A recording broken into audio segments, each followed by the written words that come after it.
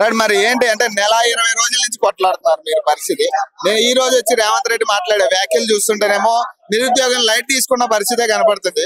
ఇప్పటి వరకు ఎక్కడా కూడా మీకు సంబంధించి ఒక ప్రకటన లేదు, ఒక స్పందన లేదు, ఒక ప్రెస్ మీట్ లేదు.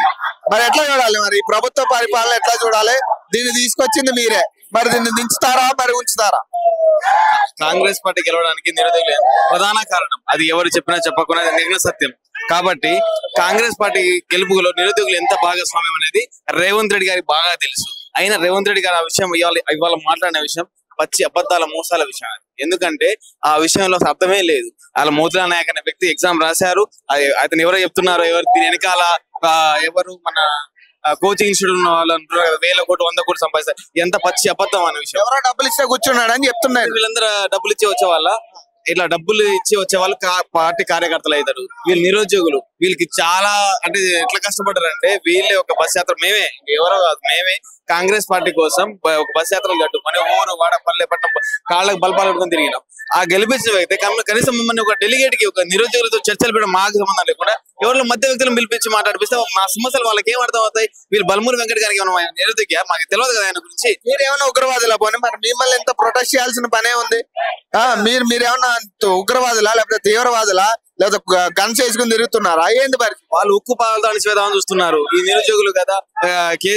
కేసీఆర్ గారు చేసిన మాదిరిలాగే మేము ఒక ఇది చేస్తే అయిపోతాం అనుకుంటారు. కానీ ఎవరు అణచివేత చేసినా కూడా ఇది ఉద్యమం అనేది ఒక ఉగ్ర రూపం దాల్చుతుంది. కాబట్టి గవర్నమెంట్ దీని మీద తక్షణ నిర్ణయం తీసుకోకపోతే ఇంకా మాట్లాడిన పెద్ద ఆయన మాటలు వింటే, అంటే ఇప్పుడు ఎవరైతే రేవంత్ రెడ్డి మాట్లాడిండో, ఒక సీఎం స్థాయిలో ఉన్న వ్యక్తి మాట్లాడిండో, అంటే ఒక ప్రైవేట్ ఇన్స్టిట్యూట్ లో మాట్లాడిన విషయాలు మరి ఓయికి వచ్చి ఎందుకు మాట్లాడలేదు? మరి అయ్యే విషయాలు ఓయికి వచ్చి చెప్పొచ్చు కదా. మరి సీఎం స్థాయిలో ఉన్న వ్యక్తి ఆ మాటలు మాట్లాడడం చాలా హాస్యపదం. ఏంటంటే ఆ విషయంలో అసలు తెలియకుండా మాట్లాడుతున్నారా, లేకపోతే మిస్గైడ్ చేస్తున్నారా, లేకపోతే మీ తగ్గట్లేదు. అసలు స్టూడెంట్స్ అందరూ అవాక్ అవుతున్నారు. ఏంది ఇట్లా మాట్లాడడం? ఒక సీఎం స్థాయిలో వ్యక్తి ఇట్లా మాట్లాడడం ఏంది? ఎవరైనా పిలిస్తే నిరుద్యోగులు చర్చలకు పిలవాలి కానీ ఎవరో మధ్య మాటలు విని నువ్వు అట్లా మాట్లాడడం అనేది సరి విషయం కాదు. ఈ రోజు క్లారిటీ వస్తుంది, ఎదురు చూపులే సరిపోతున్నాయి మీకు. ఇప్పుడు డిఎస్సి వాళ్ళు కూడా అదే ధోరణిలో ఈ రోజు క్లారిటీ వస్తుంది అంటే వాళ్ళు హాల్ టికెట్ లాగా తీసుకొచ్చారు ఇప్పుడు పరిస్థితి. మరి గ్రూప్ 2 గ్రూప్ 3 సంబంధించి మరి మీ పరిస్థితి ఎట్లా ఉంటుంది? మరి మీకు హాల్ టికెట్లు రాయాల్సిన ఎగ్జామ్ అదే డేట్లు ఉంటాయా లేదా మారుస్తాడా? ఇది ఇట్లా సాగదీసుకోపోతే ఒక 10-20 మంది ఆత్మహత్యలు చేసుకునే పరిస్థితి పోతుంది. గవర్నమెంట్ దిగొస్తే మంచిది, దిగే రాకపోతే మాత్రం ఇది చాలా తీవ్ర పరిణామం. అంటే ఢిల్లీకి పోయి మా సమస్యలు విని ఎవరైతే రాహుల్ గాంధీ మా దగ్గరకు వచ్చి మీ సమస్యలకు నేను వింటాను, మరి రేవంత్ రెడ్డి గారు చేస్తారని చెప్పి మాకు మాట అయితే ఇచ్చారో మేము అక్కడ పోయి తెలుసుకుంటాం. ఆ ప్రోగ్రామ్ కూడా పెట్టుకున్నాం కదా. డిగ్రీ మగవారంటే ఓకే, కానీ ఆడవాళ్ళు కూడా రోడ్డు మీదకి వచ్చి కొట్లాడే పరిస్థితి. 12 అవుతుంది టైం, 12 దాటి 1 గంట అవుతుంది. మరి ఈ టైంలో మరి ఇంత రోడ్డు మీదకి వచ్చి కొట్లాడుతున్నప్పుడు మరి కనీసం ఒక మినిస్టర్ గాని ఎమ్మెల్యే గాని ఈ లోకల్ ఎమ్మెల్యే ఉంటాడు, మరి ఎమ్మెల్యే గాని స్పందించిన పరిస్థితి, కనీసం ఏం జరుగుతుందని కూడా చూసే పరిస్థితి లేదు. మరి ఎట్లా చూడాలి? మరి గవర్నమెంట్ పైన స్ట్రిక్ట్లీ ఆర్డర్స్ ఉన్నాయి. ఎందుకంటే వీళ్ళకి మాట్లాడే వాళ్ళే మాట్లాడాలి, తిరిగి అందరూ మాట్లాడదని చెప్పేసి వాళ్ళకి స్ట్రిక్ట్లీ ఆర్డర్స్ ఉన్నాయి. అందుకే ఎవరు మాట్లాడే వాళ్ళు ఎవరో చెప్పాలి కదా. ఇప్పుడు విద్యాశాఖ మంత్రి మాట్లాడాలా? విద్యాశాఖ మంత్రి రేవంత్ రెడ్డి, మరి ఆయన మాట్లాడే కదా. మరి విద్యాశాఖ మంత్రి లేడు, హోమ్ మినిస్టర్ లేడు, కనీసం సీఎం ఉన్నాడో లేడో కూడా మాకు ఇప్పుడు డౌట్ వస్తుంది. ఇప్పుడైతే డౌట్ వస్తుంది అసలు ఉన్నాడా సీఎం మాకు అనేది. ఇప్పుడు ఎమ్మెల్యేలకే, ఇప్పుడు ఎవరైతే పక్క పార్టీ ఎమ్మెల్యేలు కండువాలు కప్పేటప్పుడు కనబడుతున్నాడు కదా సీఎం. మరి ఇవన్నీ ఎక్కడ పోతున్నాయి? మరి ఈ నిరుద్యోగుల సమస్యలు ఎక్కడ పోతున్నాయి? ఎమ్మెల్యే తీసుకునే టైం ఉంటది, కార్పొరేటర్లు తీసుకునే టైం ఉంటది, ఎమ్మెల్సీలు తీసుకునే టైం ఉంటది, కానీ మాతో మళ్ళీ టైం లేదు. ఆయన ఇప్పుడు రాహుల్ గాంధీ మీ అశోక్ నగర్ లోనే టీ తాగుతూ మీకు ఇచ్చిన ప్రమాణాలే కదా ఇవన్నీ. మీరు అడిగే డిమాండ్స్ అన్ని కూడా అవే కదా. మరి 2000 పోస్టులు పెంచని వాడు మరి 2 లక్షల ఉద్యోగాలు ఇస్తానంటే నమ్ముతారా? నమ్మబుద్ధి కావట్లేదు. ఇప్పుడు అసలు నమ్మబుద్ధే కావట్లేదు. ఎందుకంటే ఆ రోజు మేము అంటే ఒకరి మీద కోపంతో ఒకరు కొట్టేసాం. ఎందుకంటే ఆ రోజు మా జీవితాలు ఆగమైపోయినాయి, పేపర్లు లీక్ అయిపోయినాయి, ఎంత రోడ్డు మీద వచ్చేసారు.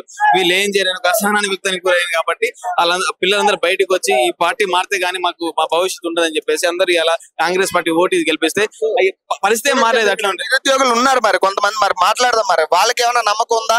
ఇంకా మారుతుంది అంటారా? మరి ఏంటి పరిస్థితి చూద్దాం. చెప్పాలంటే నమ్మకం ఉందా? ఇప్పటికైనా ఏమన్నా రేవంత్ రెడ్డి మీద నమ్మకం ఉందా మీకు? మారుస్తాడని, డిమాండ్స్ నెరవేరుస్తాడని? యాక్చువల్లీ ఏంటి అంటే మనకు ప్రభుత్వాలు మారినప్పటికీ కూడా నిరుద్యోగుల సమస్య మారట్లేదు. కాబట్టి మేము దగ్గరుండి కాంగ్రెస్ ప్రభుత్వం ఏర్పడడానికి మేము సహాయం చేసినాము. వాళ్ళు మనకు ప్రతిసాయం చేయకపోగా మమ్మల్ని ఇబ్బందులకైతే గురి చేస్తున్నారు. ఏంటి అంటే వాళ్ళు మేనిఫెస్టో పెట్టినట్టు మాకు పోస్టులు పెంచి మా సమస్యలు తీరుస్తామని మేము అనుకున్నాము. కానీ వాళ్ళు ఆ దూరంలో వెళ్ళట్లేదు. మేము ప్రొటెస్ట్ చేసే విధంగా మమ్మల్ని ఇంకా రెచ్చగొడుతున్నారు. గవర్నమెంట్ ఇప్పటికైనా దిగి వచ్చి మా సమస్యలను వాళ్ళు పరిష్కరించాలని మేము ఆశిస్తున్నాము. అంటే ఒకటి మీరు అడిగింది, ఇప్పుడు ఆయన చెప్పిన డిమాండ్సే కదా మీరు అడిగేది. ఇప్పుడు అశోక్ నగర్ వేదికగా ఇప్పుడు ఎవరైతే రాహుల్ గాంధీ వచ్చి మీకు ఇచ్చిన డిమాండ్సే కదా ఇవన్నీ. మరి ఇప్పుడు 2000 పోస్టులు పెంచినోడు 2 లక్షల ఉద్యోగాలు సంవత్సరంలో ఇస్తానంటే నమ్ముతారా? నమ్మే ఉద్దేశం అనేది అంటే 2000 పోస్టులు పెంచలేని పరిస్థితి ఇప్పుడు కనపడుతుంది మరి రాష్ట్రంలో. ఎట్లా చూడాలి? డెఫినెట్లీ, ఎందుకంటే ఇప్పుడు ఈ పోస్ట్ పెంచడానికే ప్రభుత్వం ఇంతగానో ఇబ్బందులకు గురి చేస్తుంది. ఇంకా అన్ని పోస్ట్ పెంచడం అంటే మేము 80% నమ్మే స్థితిలో అయితే లేము.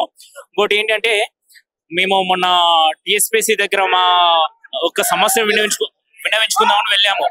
ఎక్కడికక్కడ మమ్మల్ని కమ్మేసి వాళ్ళు స్టేషన్లకు తరలించారు. అంటే కనీసం మా సమస్యను విన్నవించే అవకాశం కూడా ఇవ్వట్లేదు.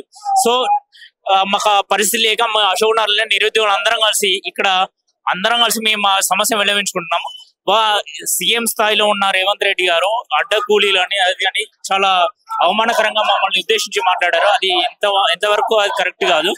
ఇంకోటి ఏంటి అంటే సీఎం రేవంత్ రెడ్డి గారు ఇప్పటికైనా మా సమస్యను ఆలోచించి వీళ్ళు ఏంటి సమస్య, మాకు ఆ సమస్యను పరిష్కరించే విధంగా ఆలోచించాలని